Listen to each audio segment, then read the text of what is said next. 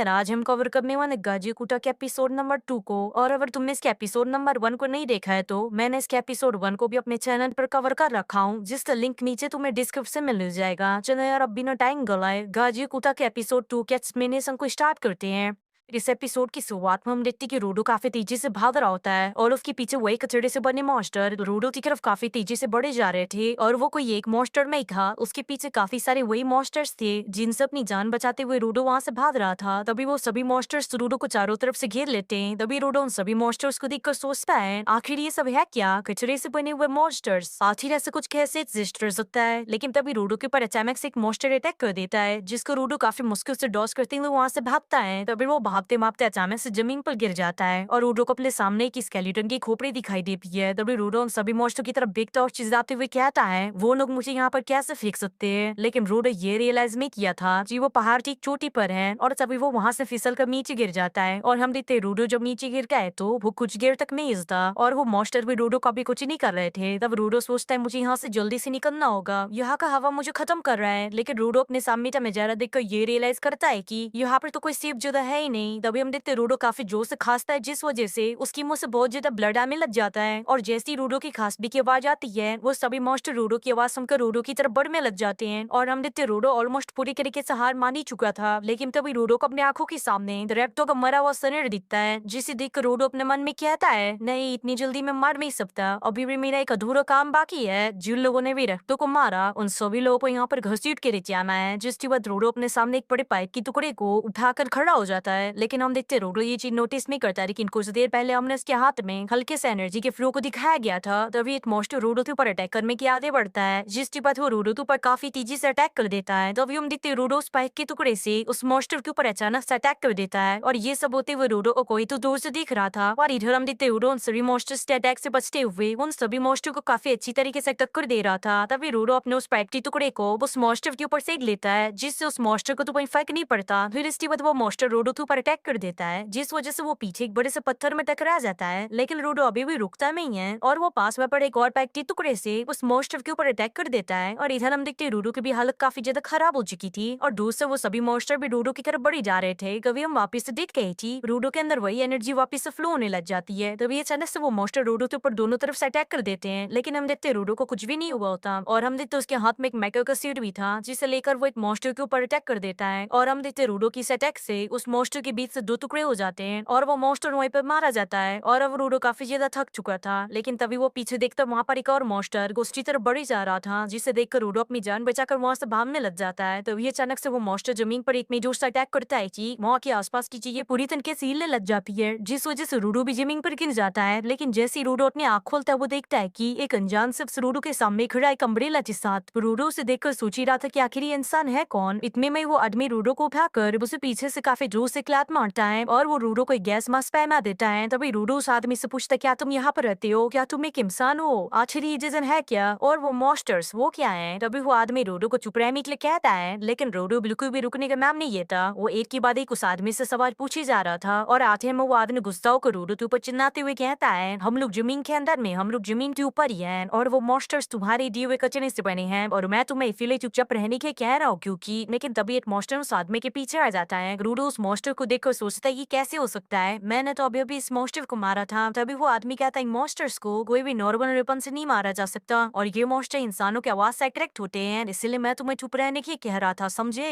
इसके बाद वो आदमी अपना अम्ब्रेला निकालता है और हम भी उस अम्ब्रेला में एक अलग ही एनर्जी फ्लो होने लग जाती है और वो अम्ब्रेला एक वेपन में ट्रांसफॉर्म हो जाता है। और जैसे ही वो मॉन्स्टर उनके ऊपर अटैक करने जाता है, वो आदमी अपने अम्ब्रेले से उस मॉन्स्टर को एक ही बार में खत्म कर देता है। फिर इसके बाद हम देखते हैं वहां पर जितने भी मॉन्स्टर्स थे, वो बंदा उन सभी मॉन्स्टर्स को अपने एटी अटैक में काफी तेजी से खत्म किया जा रहा था। और रोडो देखते हैं जिन भी मॉन्स्टर्स को तो बंदे ने मारा है, वो सभी के सभी वापस से रिजेनरेट नहीं हो पा रहे हैं। और इस आदमी का सिर्फ वेपन में स्ट्रॉन्ग नहीं है, ये आदमी खुद भी काफी ज्यादा स्ट्रॉन्ग है। फिर इसके बाद हम देखते हैं उनमें से जो लास्ट मॉन्स्टर बचा था, वो अपने मुंह से एक अटैक तैयार करता है और वो सीधा उस अटैक को उस बंदे के ऊपर शूट कर देता है, जिसे वो बंदा अपनी अम्ब्रेला की मदद से काफी आसानी से उस अटैक को रोक देता है। फिर इसके बाद वो आदमी अपने अल्टीमेट मूव के साथ एक आखिरी बचे मॉन्स्टर को भी खत्म कर देता है। फिर इसके बाद उन सभी मॉन्स्टर को खत्म करने के बाद वो आदमी रूडो के पास आ जाता है। तभी रूडो उस आदमी से पूछता है तुम आखिर हो कौन। फिर इसके बाद वो आदमी अपना मास्क हटाता है और वो रूडो से कहता है मेरा नाम इंजन है और मैं बस एक सफाई करने वाला हूँ। लेकिन तभी उस बंदे यानी इंजन का दम घुटने लग जाता मास्क उतारने की वजह से, जिसके बाद वो तुरंत ही मास्क पहन लेता है। तभी हम देखते हैं रूडो भी काफी ज्यादा थक चुका था जिस वजह से वो वहीं पर बेहोश हो जाता है। जिसके बाद हम रूडो का फ्लैशबैक देखते हैं। बचपन में रूडो को अपने डैड की वजह से उसे बहुत ज्यादा बुली होना पड़ता था और बचपन से ही रूडो को कचड़े के साथ एक अलग ही अटैचमेंट था। वो कहता था कि कचड़े में भी उसको एक लाइफ दिखता है और रेक्टो ही एक अकेला था जो रूडो की इन बातों को बिलीव करता था। तभी रेक्टो रूडो से कहता है अगर तुम किसी चीज की बहुत अच्छे से केयर करोगे तो उस चीज के अंदर भी लाइफ आ जाएगी। तभी रेक्टो रूडो से कहता अगर तुम इन ग्लव्स का ध्यान रखोगे तो एक दिन इनके अंदर भी शायद से सोल आ जाएगी। फिर इसके बाद हम प्रेजेंट में देखते हैं कि रूडो जो कि बेहोश हो चुका था उसको अब होश आ चुका था और जैसे वो होश में आता है वो खुद को देखता है कि उसे चेन से बांध दिया गया और उसे घसीटता वो कोई लेके जा रहा है। तभी रूडो इंजन से कहता है ये सब तुम क्या कर रहे हो, मेरे साथ आखिर ये सब क्या चल रहा है। तब इंजन कहता है ओ तो तुम्हें होश आ चुका है, ये तुम्हारा कैसे एटीट्यूड है, मैंने अभी अभी तुम्हारी जान बचाई है। जिस पर रूडो कहता है जान बचाना, क्या तुम इसे जान बचाना कहते हो, आखिर तुम मुझे कहाँ लेके जा रहे हो। इंजन कहता है मैं बस तुम्हें तुम्हारे अगले डेस्टिनेशन तक लेके जा रहा हूँ, बस इतना ही। रूडो कहता है मेरे पास ये सब करने का वक्त नहीं है, मुझे ऊपर जाना है, मुझे अभी जाने दो। तब इंजन कहता है वो तो नहीं हो सकता, वैसे तुम आसमान में कैसे जाने वाले हो, और वैसे भी हेवन हमेशा मूव करता रहता है और उसके अलावा भी तुम अभी यहाँ से जा नहीं सकते। जिसके बाद रूडो कुछ देर के लिए चुप हो जाता है लेकिन अगेन वो फिर से चिल्ला कर कहता है मैं वापस जा रहा हूँ, तुम जो चाहे कह लो, मुझे इससे कोई फर्क नहीं पड़ता। और तुमने अभी अभी कहा मैं अभी नहीं जा सकता, इसका मतलब तुम्हें पता है कि ऊपर इस पेड़ तक कैसे जाना है और तुम्हें इस दुनिया के बारे में बहुत कुछ पता है, उन पावर्स के बारे में पता है, तुम्हें जो कुछ भी पता है वो मुझे सब बताओ ताकि मैं उन सभी पावर्स का यूज करके ऊपर उन सभी को सबक सिखा पाऊँ। तभी इंजन अपना मास्क निकाल कर फेंकता और रूडो की तरफ देखते हुए कहता है तुम अपना बकवास बंद करोगे, अगर तुम्हें सब कुछ जानने की इतनी जल्दी है तो आओ मैं तुम्हें सिखाता हूँ यहाँ नीचे हम लोग कैसे रहते हैं। जिसके बाद इंजन रूडो को घसीटते हुए एक फैसिलिटी के बाहर लेके आ जाता है और उसको वहीं पर छोड़कर चला जाता है। और वहीं फैसिलिटी के बाहर कुछ और भी बंदे थे, वो लोग रूडो को देखते और वो लोग सोचते हैं कि एक बच्चा, क्या वो एक बच्चा है। वो सभी लोग रूडो के पास आते हैं और रूडो को देखकर एकदम से चौंक जाते हैं। वो रूडो से कहते क्या तुम ऊपर से आए हो। रूडो उनसे हिचकिचाते हुए कहता हाँ मैं ऊपर से गिरा हूँ, मैं स्पेयर से हूँ। और ये सुनकर वो सभी बंदे काफी ज्यादा खुश हो जाते हैं। वो लोग रूडो के पास आके कहते क्या तुम सच में एक स्पिरिट ही हो, मैंने किसी भी एक स्पिरिट को जिंदा नहीं देखा, ये तो एक मिरेकल है। रूडो को बोलते हुए सुनकर वो लोग कहते हैं तो क्या ऊपर भी वो लोग सेम ही लैंग्वेज यूज करते हैं। फिर वो रूडो को छूकर देखते कि सच में वो जिंदा है। वो लोग कहते हैं हमने हमेशा लाश ही देखा, हमने किसी स्पिरिट को जिंदा नहीं देखा। फिर वो रूडो के चैन को देखकर कहते हैं तुमको ऐसे बांधा किसने। तभी रूडो उनके ऐसे व्यवहार को देखकर कहता है ये लोग कम से कम इंजन से तो अच्छे ही हैं। लेकिन अगले सीन में हम देखते हैं कि वो लोग गाड़ी में रूडो को एक चेन से बांध दिए हैं। वो लोग कहते तुमको ऐसे लूजली किसने बांधा था, अगर तुम यहाँ से भाग जाते तो अब तुम ये मत कहना कि तुम ये सोच रहे थे कि हम लोग तुमसे अच्छे से पेश आएंगे। बात यह है कि तुम काफी ऊंचे दाम में बिकोगे, लोग तुम्हें खरीदेंगे, तुम्हारे ऑर्गन और कपड़े निकाल कर हम तुमसे इतने पैसे कमा लेंगे कि ओरिजिन की हमें कोई और काम ही नहीं करना पड़ेगा। रूडो उन सबके बातों पे कुछ बोल नहीं पाता क्योंकि उन लोगों ने रूडो के मुंह को बांध रखा है, जिस वजह से रूडो उनसे कुछ भी नहीं कह पाता और वो उन लोगों को बस गुस्से से दिखता है। फिर वो आदमी भी गुस्से से रूडो को कहता है तुम स्पिरिटिस हमारे ऊपर कचरा फेंकते हो और उस कचरे की वजह से हमारी पूरी दुनिया कचरे से भर चुकी है, हर तरफ पॉल्यूशन है और ऊपर से वो मॉन्स्टर्स, लोगों को अपना घर छोड़कर जाना पड़ता है, लोग कचरे के नीचे दबकर मर जाते हैं। तो एक बार सोचो अगर उन्हीं लोगों के सामने हम लोग एक जिंदा स्पिरिट को लेके आ जाएंगे तो वो लोग क्या करेंगे, वो तो तुम्हें बेचने के बाद ही हमें पता चलेगा। फिर इसके बाद वो लोग जबरदस्ती रूडो को कचरा खिलाने लग जाते हैं ताकि रूडो भूख से मर ना जाए। लेकिन रूडो को जो वो लोग खिलाते हैं वो एक्चुअली में कचरा ही था, वो खाना नहीं था। और वो आदमी जबरदस्ती रूडो के मुंह में कचरा घुसाते ही जाता है और कहता है तुम्हें इन्हें खाना ही होगा। और इसी दौरान रूडो गुस्से में उस आदमी की उंगलियों को चबा जाता है और रूडो उस आदमी की उंगलियों को इस तरीके से चबाया होता है कि अब बस उस आदमी की उंगली की हड्डी दिख रही थी, जिस पर वो सभी लोग काफी ज्यादा गुस्सा हो जाते हैं। लेकिन वो लोग देखते कि रूडो आगे झुककर उसी कचरे को खा रहा है। ये सब देखकर उन लोग को भी समझ में नहीं आ रहा था कि आखिर ये सब चल क्या रहा है। तभी रूडो उन सभी से कहता है ये सब कचरा नहीं है, ये अभी भी पूरी तरीके से खाने लायक है। फिर इसके बाद रूडो कहता है ऊपर स्पीयर के लोग और नीचे ग्राउंड के लोग, तुम लोग जिसको चाहो उसको कचरा कैसे कह सकते हो। और ये सब कहते हुए हम देखते रूडो के हाथों में एनर्जी फ्लो होने लग जाती है और ऐसी करते करते धीरे धीरे उसके शरीर में भी एनर्जी फ्लो होने लग जाती है। तभी हम देखते रूडो उन सभी चेन्स को तोड़ देता है जिनसे वो बंधा हुआ था। फिर इसके बाद रूडो कहता है मैं बहुत सह लिया, मैं तुम लोगों से तंग आ चुका हूँ, मैं अब और नहीं सहने वाला। फिर इसके बाद रूडो जैसे उस गाड़ी से बाहर कूदता है उसके आसपास का सारा कचरा हवा में उड़ने लग जाता है। और दूसरी तरफ हम देखते इंजन भी ये सब होते हुए देख रहा था। इंजन रूडो को देखते हुए कहता है मैं इस बच्चे के बारे में सही था। और अब हम रूडो को देखते जिसको कि रेक्टो की बात याद आती है, जब रेक्टो ने कहा था अगर तुम किसी चीज की केयर करोगे तो एक दिन उसके अंदर भी सोल आ जाएगी और जब ऐसा होगा तो वो सारी चीजें तुम्हारी हेल्प करेगी। फिर रूडो अपने हाथ से जैसे उस चेन को पकड़ता है वो चेन एक वेपन में ट्रांसफॉर्म हो जाता है। और इसी दौरान हमें इंजन के थ्रू ये भी बात पता चल कि वो लोग जो कि चीजों में लाइफ डाल सकते हैं उन्हें गिवर कहा जाता है। फिर इसके बाद इधर हम उस बंदे को देखते जिसकी उंगली रूडो ने चबा लिया था। वो कहता मुझे फर्क नहीं पड़ता कि तुम कौन हो, बस उसको मार डालो। फिर इसके बाद वो सभी लोग रूडो को मारने के लिए उसकी तरफ दौड़ते हैं, लेकिन रूडो अपने चैन से उन सभी की हालत काफी ज्यादा खराब कर देता है। तभी एक आदमी रूडो के साइड से आकर रूडो के हाथ से चेन छुड़वा देता है, जिसके बाद रूडो के हाथ से चेन छूटते ही रूडो अपने पास से एक टायर उठा लेता है और इधर एंजन एक्साइटेड होते हुए कहता है क्या सच में, और वहीं दूसरी तरफ रूडो उस टायर को भी एक वेपन में कन्वर्ट कर देता है। और इधर एंजन इस बात से इम्प्रेस्ड हो चुका था कि रूडो एक से ज्यादा वेपन को क्रिएट कर सकता है। फिर इसके बाद अगले सीन में हम देखते हैं कि रूडो वहां पर सभी बंदों को ढेर कर दिया होता है, जिसके बाद वो उस टायर से उस आदमी के ऊपर अटैक करने ही वाला होता है, लेकिन तभी वहां पर एंजिन आ जाता है और रूडो को रोक लेता है ये सब करने से। वो कहता है शांत हो जाओ, ठीक है, इतना काफी है। फिर इसके बाद हम देखते हैं रूडो होश में आ जाता है और वो कहता है मैं क्या कर रहा था। तभी रूडो के नाक से खून भी आने लग जाता है, जिस पर एंजिन कहता है तुमने काफी ज्यादा पावर यूज कर लिया है, अब तुम्हारी बॉडी इससे ज्यादा नहीं सह सकती। और रूडो जो कुछ भी ये सब कर रहा था वो अपने होश में नहीं कर रहा था, जिसके बाद एंजिन कहता है मुझे माफ करना, मैं बस तुम्हारी पावर्स को चेक करना चाहता था। मैं अब तुम्हें तुम्हारे सारे सवालों का जवाब दूंगा, लेकिन उसके बदले तुम्हें हमारे क्लीनर्स को ज्वाइन करना होगा। ये सुनते ही बराबर रूडो का मुंह उतर जाता है और वो कहता है नहीं, और इसी के साथ ये एपिसोड यहीं पर एंड हो जाता है। तो बस यार आज के लिए इतना ही, और अगर तुमको ये वीडियो अच्छी लगी हो तो वीडियो को लाइक एंड चैनल को सब्सक्राइब करना मत भूलना, और कमेंट में जरूर बताना कि तुम्हें ये वीडियो कैसी लगी। और यार प्लीज तुम लोग इस चैनल पर थोड़ा सपोर्ट करो। तो चलो यार फिर मिलते हैं नेक्स्ट वीक गाजी कुत्ता के थर्ड एपिसोड के साथ, तब तक ले बाय बाय, sayonara।